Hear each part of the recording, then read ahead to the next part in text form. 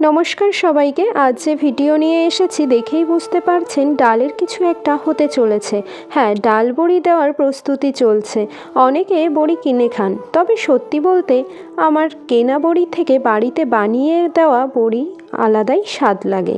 তাই আমার মা ডালগুলোই নিয়ে ছেড়ে নিচ্ছে, কারণ অনেক ধুলো থাকতে পারে, তারপর এর মধ্যে কাঁকড় থাকে, সেগুলো পরিষ্কার করে নেয়। আমিও তাই মাকে সাহায্য করতে লেগে পড়লাম। জানেন তো, ছোটোবেলায় এই শীতের সময় পরীক্ষা থাকতো ডিসেম্বরের দিকে, আর মা তখনই বড়ি দিত। তাই মা কোনো কিছুতেই হাত দিতে দিত না, বলতো তুমি গিয়ে পড়াশোনা করো, তো হাত দিলে ঠান্ডা লেগে যাবে।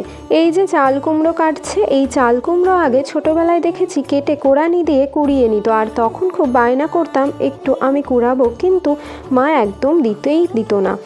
এখন তো ছোট ছোট করে কেটে মিক্সারের মাধ্যমে ব্লেন্ড করে নেয়। এরপর এই যে দেখছেন যে পুটুলির মতো রয়েছে, এটি হচ্ছে এই কুমড়োর ব্লেন্ডটি। এর মধ্যে রেখে দেবে সারা রাত, আর এই যে জল ঝরবে। এর পরের দিন সকালে কি হবে বলুন তো? এর পরের দিন সকালে বাবা এই ডালের যে ব্লেন্ডটি ছিল তার সঙ্গে কুমড়ো মিশিয়ে ফেনিয়ে নেয়। তারপর সেটি আমরা সবাই মিলে দিই। আমরা সবাই ঠিক এইভাবেই দিই। দেখুন কেমন হচ্ছে আমার বড়ি দেওয়া, জানাবেন। সবাই ভালো লাগলে অবশ্যই একটি লাইক করবেন। আর এই যে এই বড়ি এইভাবে সাদা কাপড়ের ওপর দিলে একটু রঙও ধরে না, আর এইভাবে ঠিক শুকিয়ে যাওয়ার পর আমরা এইভাবে তুলে নিই। কেমন লাগলো আমার ভিডিও জানাবেন। সবাইকে ধন্যবাদ।